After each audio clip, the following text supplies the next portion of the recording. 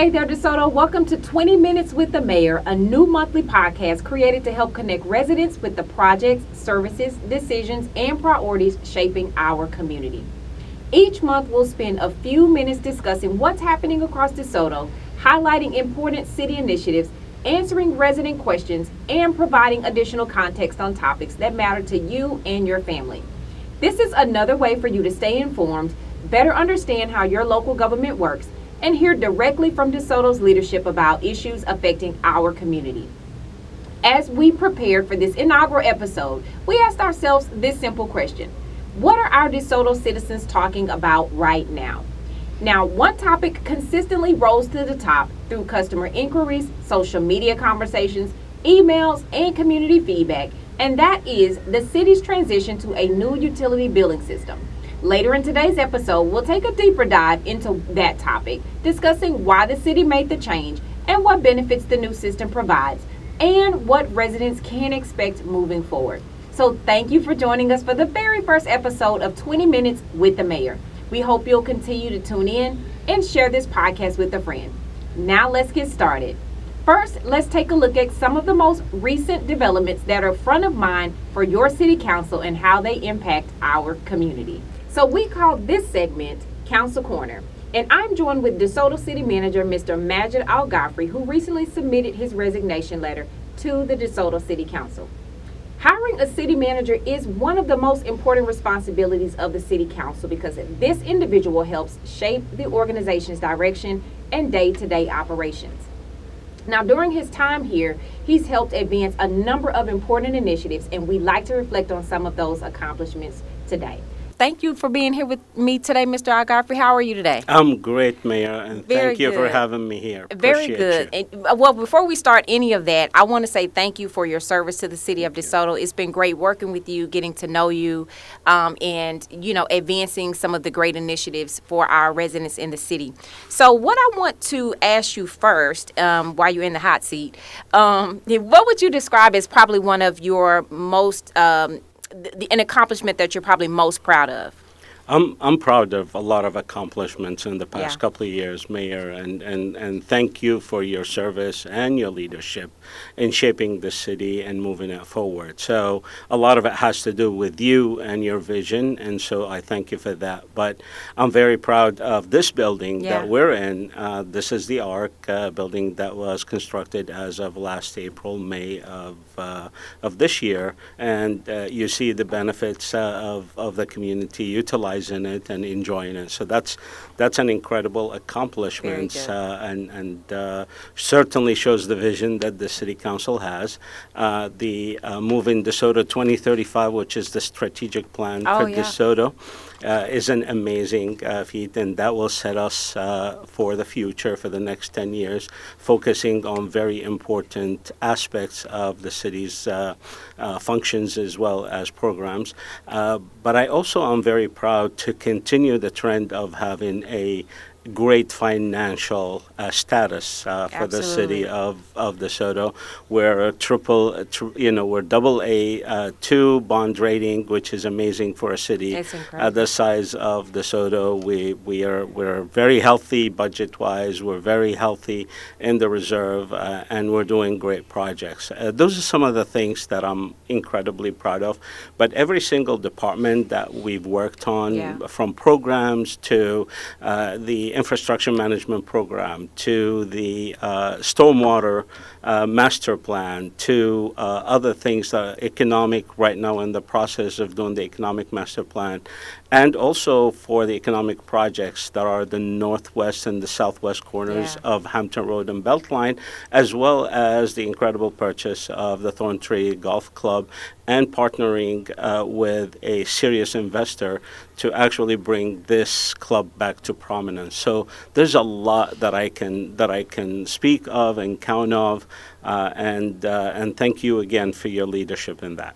Love to hear it. We don't have enough time, I think, to really talk about some of the amazing things that we've had a chance to move forward and to work on, and many of the things that are still to come. You talked a lot about the plans, right? And I think planning is such an important part of the process, and I think it's an underrated part of the process. And so to hear what you're saying in terms of a lot of the plans with economic development and the infrastructure, and those are some of the things that our community, we hear the most, right, in terms of things that they want us to move forward and enhance for our community. So I'm so grateful to for your work and your leadership on driving those plans forward for the community. Now, I do want to ask you, looking back on your time in DeSoto, what are some lessons that you feel like you've learned that are going to stay with you throughout your career?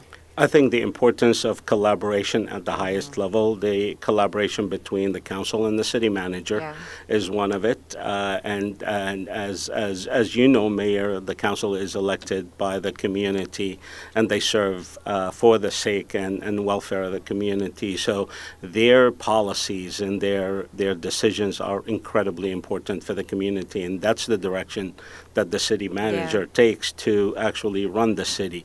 And so the relationship is incredibly important. That I've learned that, and of course the collaboration with the community, the collaboration with partnering agencies. We were able to secure several funding opportunities from the Honorable Congresswoman Crockett. Absolutely. Those are to the tune of several $1 million.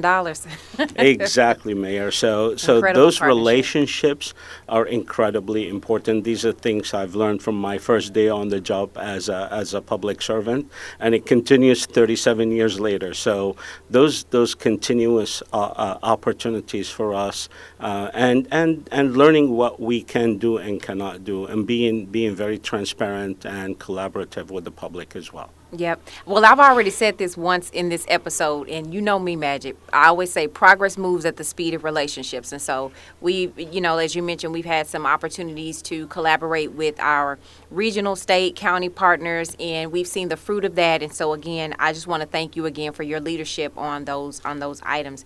Now, I'm going to ask you this. What do you think you're going to miss most about the city of DeSoto? For the sound of being cliche, you, Mayor, absolutely. You know how much affinity I have for you and for your leadership and your smarts, and you're an incredible leader. I definitely do that. I do miss the community, and I will miss the community. It's a great community. It deserves the best. I wish I could stay there longer, but I have to do what I have to do, as you've said, and so I will miss that. I will miss the great staff. Especially the team that has stuck with me and saw my vision and what I'm trying to do for the city and move those programs forward. And so I'll definitely miss that. Those relationships that we've created, those are things that nobody's going to take away from us. And I know I've built relationships for life, not just for the 2 years that I've been here. That's great. Now we prepare to move forward. Now, I've worked with our council and our HR department to begin the search for an interim city manager. Council will then focus on the search for a permanent city manager. Now, in the past, this part of the process has included an opportunity for public participation, so we have something coming up for you all as well. So stay tuned for those opportunities as the project advances. And we have posted the position, and we are marketing the opportunity for qualified individuals to step forward and lead us through this transition phase. And we will definitely keep you updated as the community, again, as this process moves forward. Next, let's discuss this episode's project spotlight. I have to tell you, the number one topic on everyone's mind these last several weeks has been the new utility billing system. Now, our public utilities customer service supervisor, Ms. Janice Johnson, is now in the hot seat for this segment. So, Ms. Janice, thank you for joining us here today. How's your day going? Thank you, Mayor Proctor. I want to say thank you all for allowing me to come and represent the Utility Billing Department on behalf of Mr. Brandon Lacey. Absolutely. So that question has been, we get that question daily. And what a lot of citizens don't realize or understand or even know is that this migration has been in a process for about the last 4 years. And so the city has actively interdepartmentally changed a lot of departments like our HR, our finance department, payroll over to the new Tyler Minutes system. So since utility billing is such a big department, we were the last entity to migrate over to Tyler Minutes. Okay, gotcha. So now, again, you've already jumped into some of the questions they're already asking, but tell us a little bit more about why the city decided to transition to this new system in the first place. Well, one of the things is that most important thing is that once everything is migrated over, our customers will have more like a one-stop shop experience. Wow. Because right now we use multiple systems, and so once everything is complete, the customer will be able to not only just view that right now in the system we have today, they can only view their bill. When everything is complete, they'll actually see their bill. They can see their water consumption in the new system, okay. and they'll also be able to see the history and pay their bill also in one portal. Okay, so and you're kind of already there with it, but I want to know a little bit more about, the question is always what's in it for me, right? So what do you feel is the biggest benefit of transitioning to this new system? I think the biggest benefit is, like I said, more of a one-stop shop.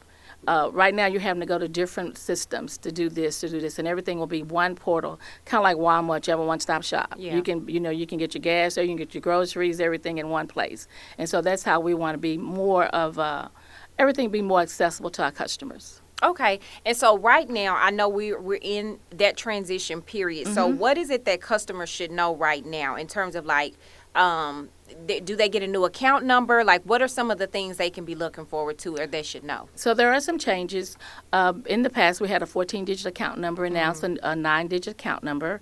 In the old system, it was called a PIN number, and today it's called a CID number. Okay. Also, if you pay online with AutoPay, the customer will have to go out and re-register.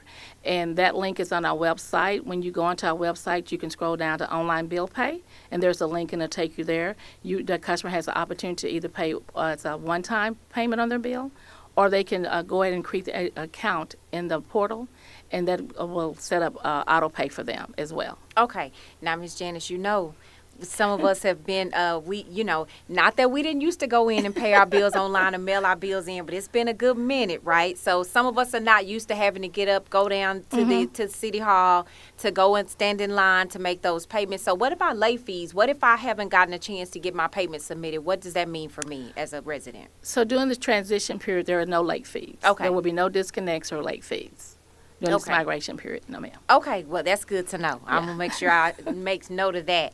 But what about AquaHawk? I know a lot of us got, onto the AquaHawk app to help monitor our water usage. I know it was really helpful to me. One time I had a leak in my home, and it was able to notify me because I was signed up for their service. So can you tell the residents a little bit, first and foremost, what is AquaHawk, right? And then why they should get signed up on AquaHawk as well. So AquaHawk has been around probably since 2016, and it allows our customers to go in and register, and it will they'll be able to monitor their water consumption at their home.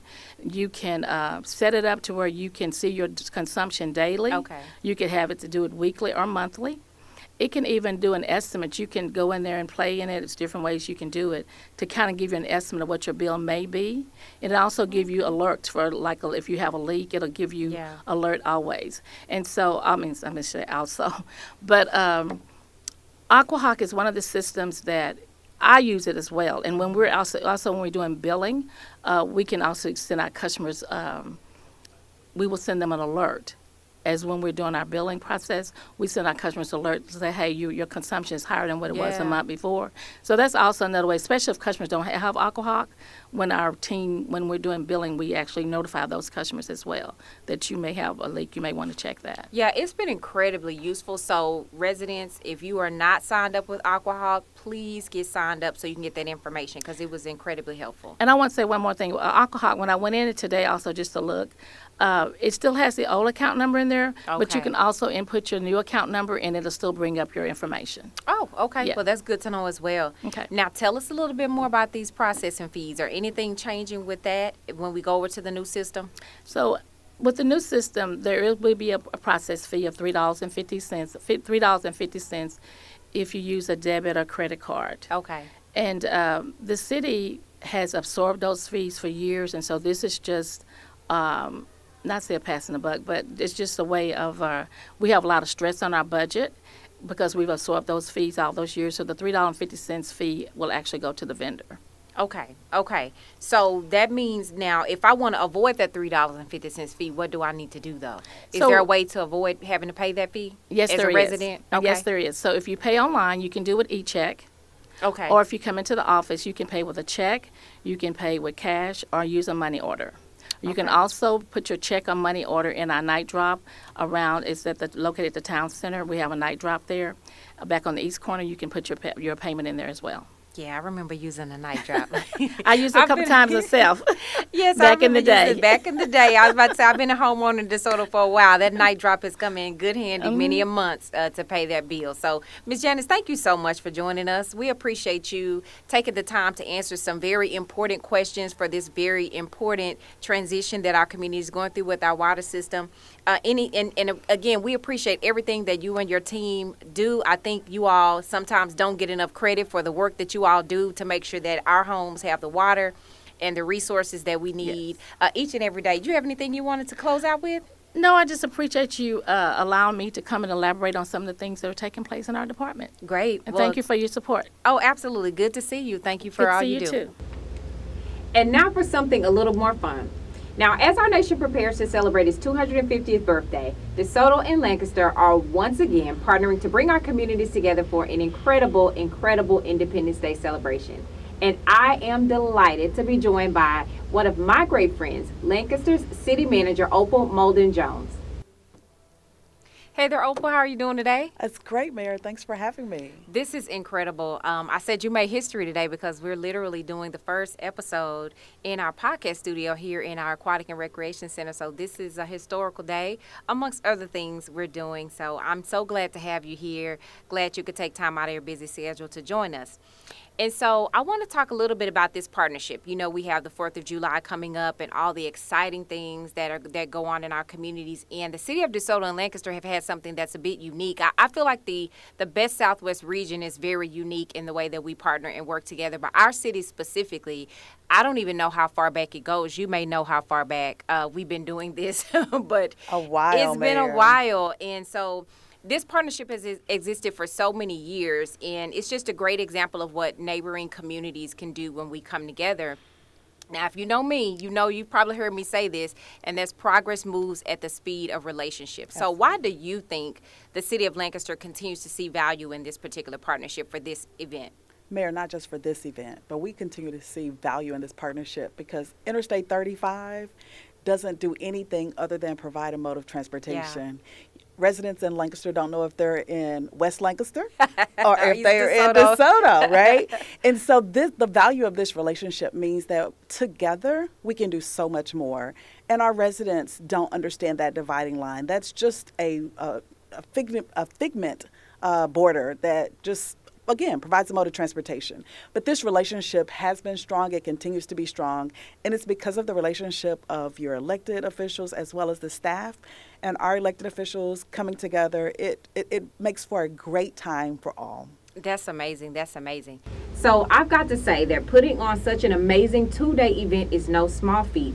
But DeSoto's Park and Rec Department stepped up to the call. And to give you a full rundown of events and what it looks like to coordinate it all, I want to send you over for a moment to Miss Sydney Elliott, our Administrative Superintendent for Parks and Rec. She's standing by in the spine of the arc with that information for you. Sydney, take it away.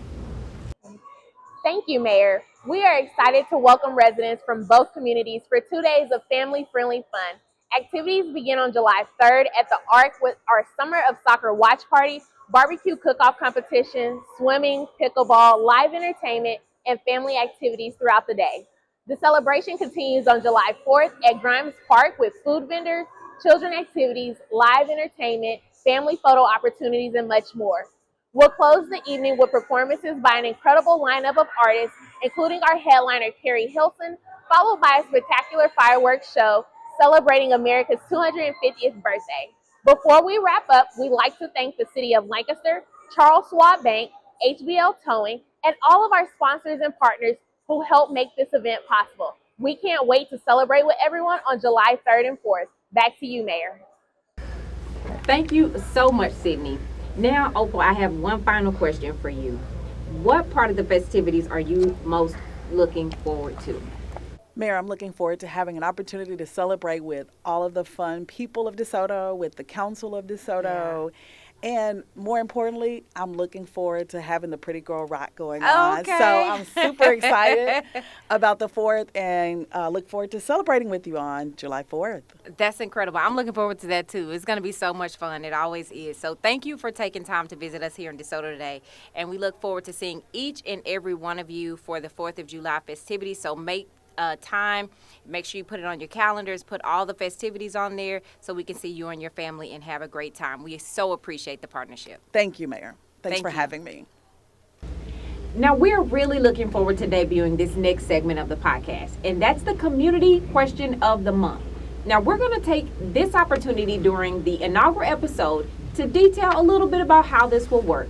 We have Ms. Latoya Fondren from our communications department who's joining me now to talk about it. How are you doing, Latoya? I'm doing well, Mayor. How are you today? I'm doing very good. You look beautiful. I love your makeup. Thank Very you. pretty. You too. Very good. Now, so tell our residents who and how they can submit questions for these segments. Yes. So any DeSoto resident can submit questions for the podcast, anything that they want to know about the city of DeSoto, the inner workings, any questions they may have as it pertains to different departments. We are willing and able to accept any questions. Great, great, great. Now, we anticipate getting a lot of questions. We hope that it will take off and everybody will submit them.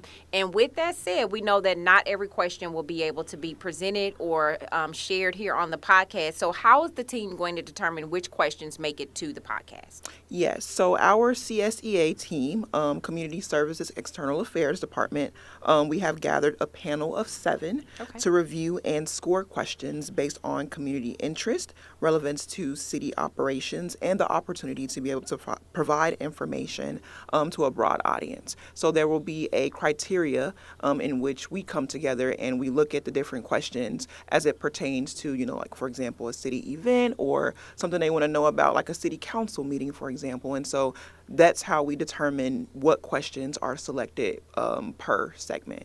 Great, great, great. That sounds so exciting, and I am so happy to be able to welcome this segment to the next podcast. So if you have a question, you have something you want to ask, go to DeSotoTexas.gov and hit Q&A to submit your question today, and I cannot wait to hear from you. Thank you, Ms. Fondren. Great to see you as always. Thank you for having me.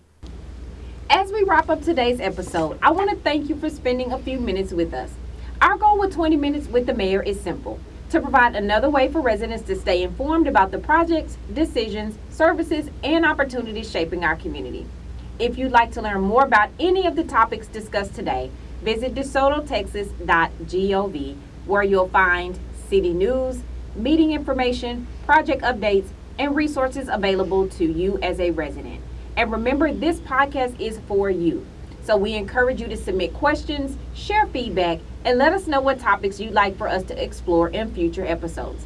Thank you for joining us for the inaugural episode of 20 Minutes with the Mayor. And I'm your Mayor, Rachel Proctor, and I look forward to connecting with you again next month. Until then, take care, enjoy your summer, and thank you for being the best part of the DeSoto community.